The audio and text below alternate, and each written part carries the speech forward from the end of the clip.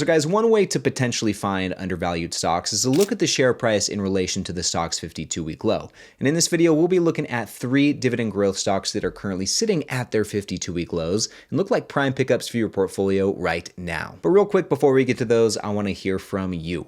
Leave me a comment below and let me know which discounted stocks you've been buying lately. I would love to hear about what you've been swooping up for your portfolio.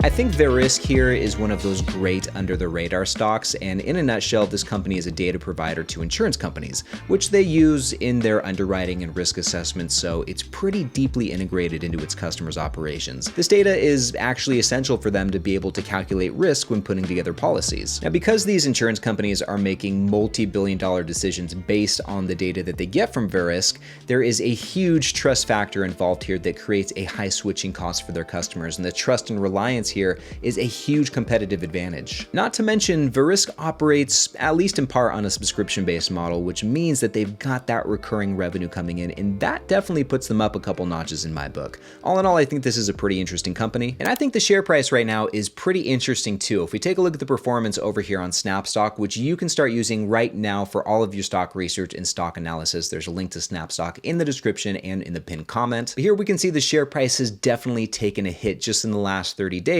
It is down 10.3%, and if we look at the year-to-date performance, that's going to leave it down just barely in the red, down about 1.7%, which is definitely trailing the rest of the market so far this year. And then zooming out once more, look at the performance over the last year, it's just barely in the green, it's up 1%. Now, despite the recent poor performance, what we're getting here with Verisk looks to be a very high-quality company. There are no red flags here according to Snapstock, so that is a huge plus, and the overall Snap score is pretty high, coming in at 7.7, and it's scoring pretty strong from top to bottom, from growth all the way down to capital efficiency. Scrolling down, looking at all of the growth metrics, the revenue growth here does look to be the slowest. If we pull this up, the 5-year growth rate's only about 1%, the 10-year growth rate's coming in just south of 4%. So not the most aggressive growth, but still we do see a trend line that is up and to the right over the last decade. So they are growing their sales, and the earnings and free cash flow both look to be growing a bit more aggressively. The 5-year growth rate on the earnings per share comes in at 11.4%, and that's looking like a really good slope right there. And the free cash flow per share has been very consistent over the years.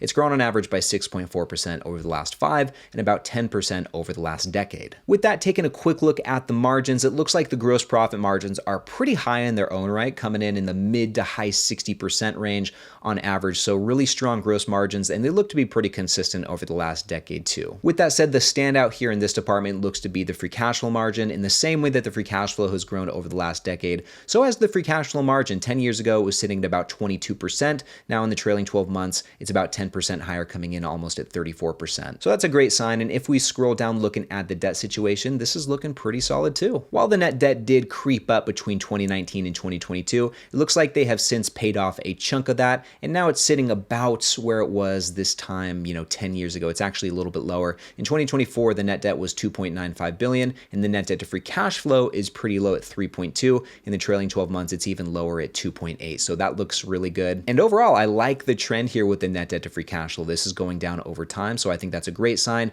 Meanwhile, the interest coverage ratio is on the up and up. It looks like it peaked at 10.2 in 2024, but that's a big check for us. Now moving on, getting into the good stuff, taking a look at the dividend stats here. Now the one thing that may potentially turn you off about this company is going to be the dividend yield. I will admit it's not the highest. In the trailing 12 months, it's coming in at 0.58%, which to some of you guys means the dividend might as well not even exist, but it's still there. And historically, they've been a very solid dividend grower. It looks like they initiated the dividend back in 2019 at $1 per share. And since then, or over the last 5 years, it's grown by almost 10% on average. And in the trailing 12 months, they paid out $1.74. So just in the last handful of years, that dividend's already up 75%. And if we scroll down looking at the coverage, the dividend is very well covered. In the trailing 12 months, the earnings payout ratio is only about 25%, so plenty of room to continue paying and growing this dividend while also deploying capital elsewhere. The same is true here with the free cash flow payout ratio. It's actually a bit lower, just south of 25%. So overall, I think there's a lot to like about this company. Obviously, the dividend yield is not the highest, but if that's the only blemish you can find with this, I think you could do worse. And if you can get past the dividend yield, then I definitely think this is a great company to consider. Now, it's been a few months since we talked about Watsco, but this is another great under-the-radar stock that I think more people need to know about. Watsco is a distributor of HVAC products, so they deal with things like heating, air conditioning, and refrigeration, which obviously is essential for any property. People will always need to keep their homes and businesses at a comfortable temperature, which helps Watsco to be relatively recession resistant. You know, I think it's a good all-weather stock to own. And the share price for this one has also taken quite the beating just a few weeks ago. As recent as July 25th, it was about $490 per share, but we can see now it is way below that, sitting at $417, and in the last month it's down, 11.5% or so, which is going to leave it down about 10% so far year to date. So Watsco's definitely taken a hit here in 2025. And if we zoom out once more over the last year, it's down about 10%. So all across the board, from the 1 month period to the 1 year period, it's down about 10% or so. But once again, we're getting a decently high quality company. No red flags here according to Snapstock.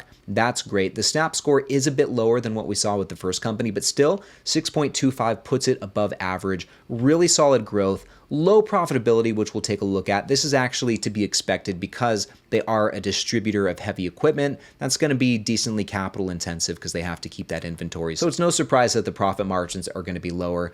Debt's kind of middle of the road, 5 out of 10. Dividends and buybacks looking strong. Capital efficiency, 5.6. But let's scroll down and take a look at everything, guys. So starting here with the growth, once again, this is a very consistent grower. The revenue growth over the last 5 years is coming in at 11%. This is looking really good. The earnings per share chart looks pretty similar, a big jump up right here. And over the last 5 years, the earnings per share has grown by 17.4%. Over the last 10 years, it's by 13%, both very solid growth CAGRs. And the free cash flow per share is growing consistently as well. Over the last 5 years, 7.6%. That's a pretty good looking chart right there. And over the last 10 years, it's even better. It's actually double that at 15.1%. And that's one of the things that I think is so cool about this company. You would never expect a business as, quote unquote, boring as this one, just a distributor of refrigerators and air conditioners.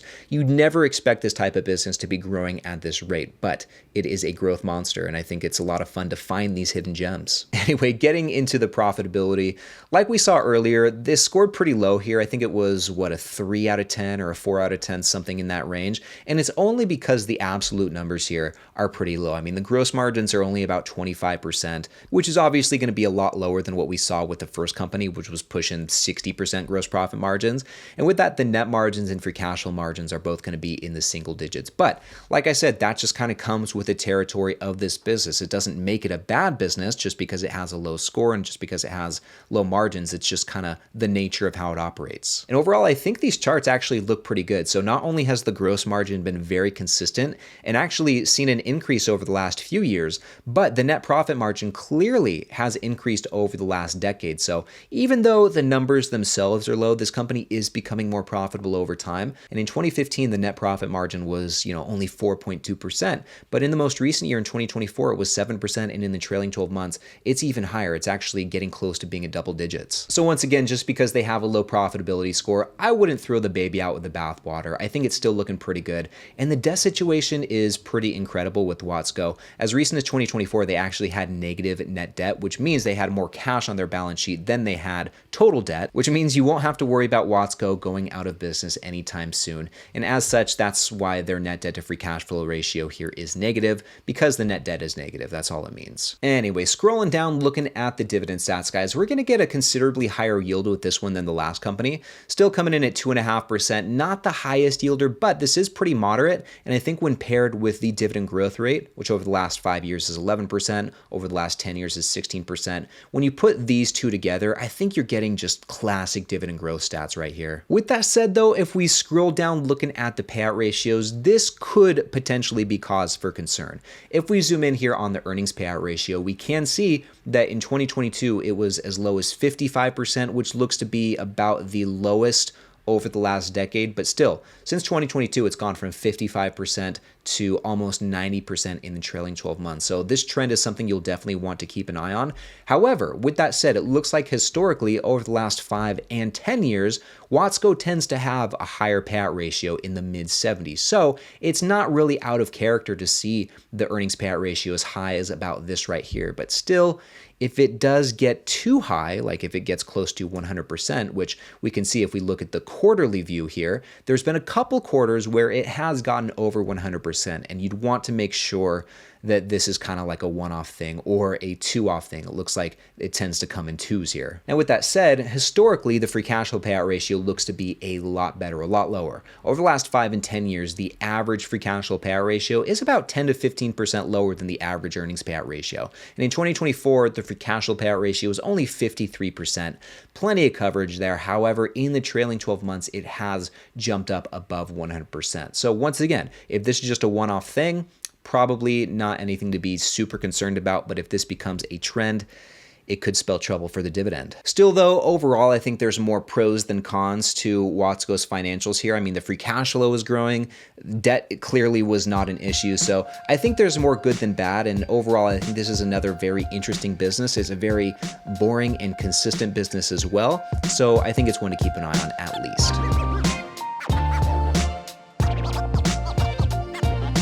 So for our third and final stock, we are talking for the first time in a while about Old Dominion Freight Line. Now, it has been a handful of months since we last covered this company here on the channel. It looks like it's been since March or so.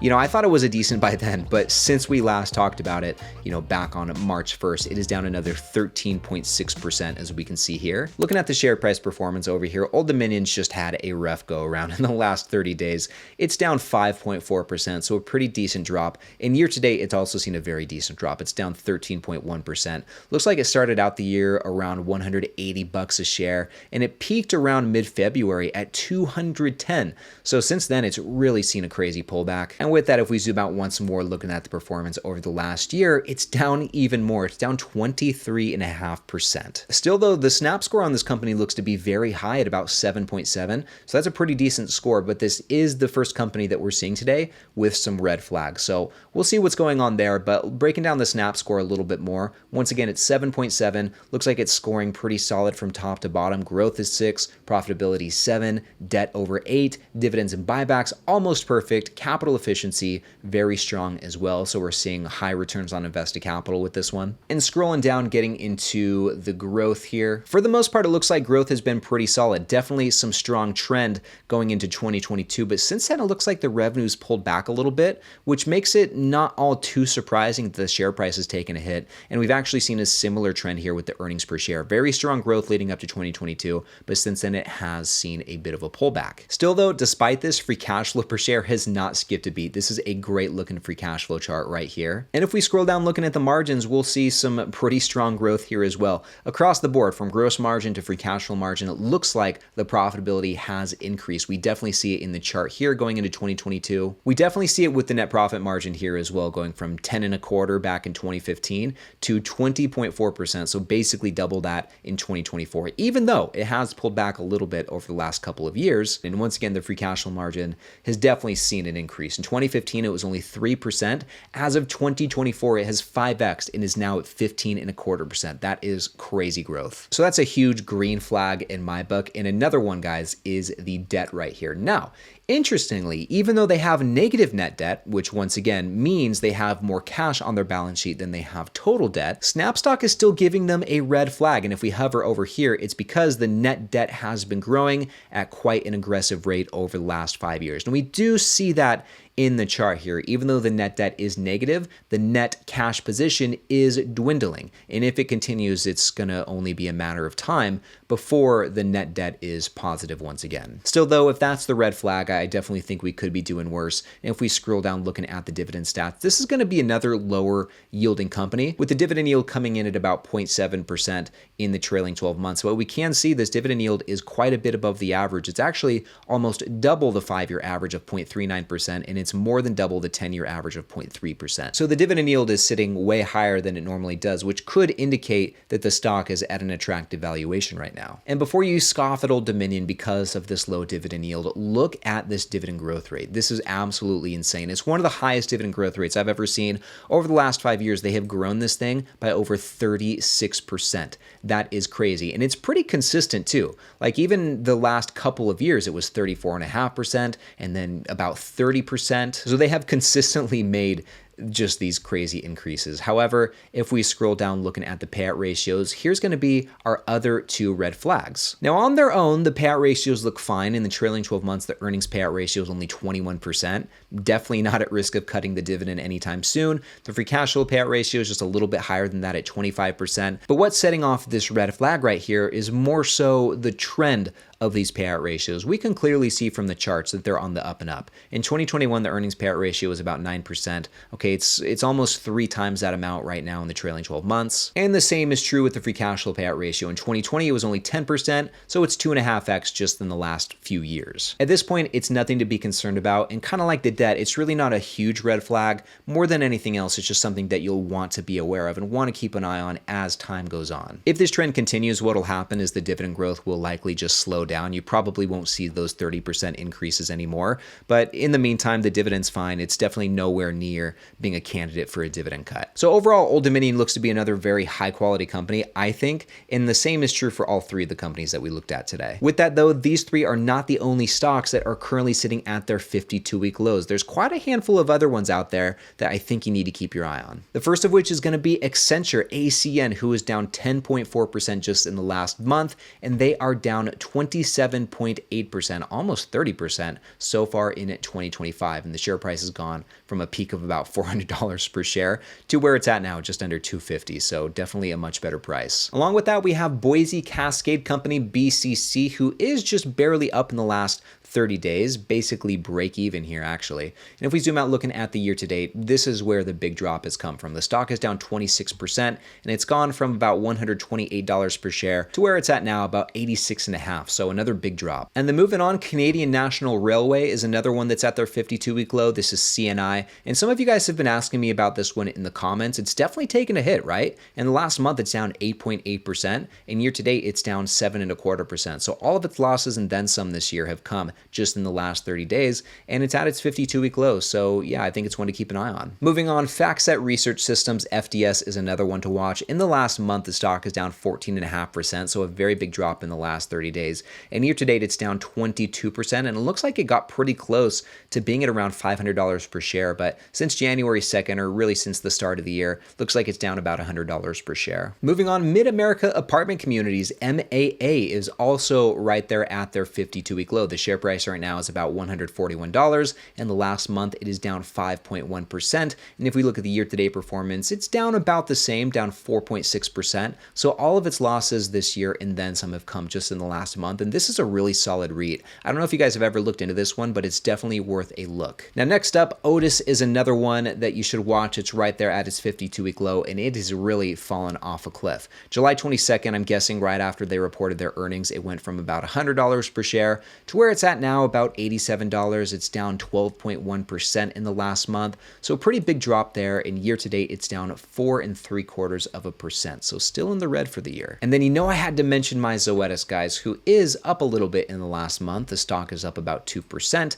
but year to date, it is still down in the red, down 4%. And as a lot of you guys know, I've been buying a lot of Zoetis in my portfolio lately. In fact, it's one of my most purchased stocks so far in 2025. And in this next video right over here, I'm telling you about all of my other top buys so far this year. These are the stocks that I've contributed the most money to so far here in 2025. There's 8 different stocks on this list. So click right over here to find out which ones they are, and I'll see you in the next one.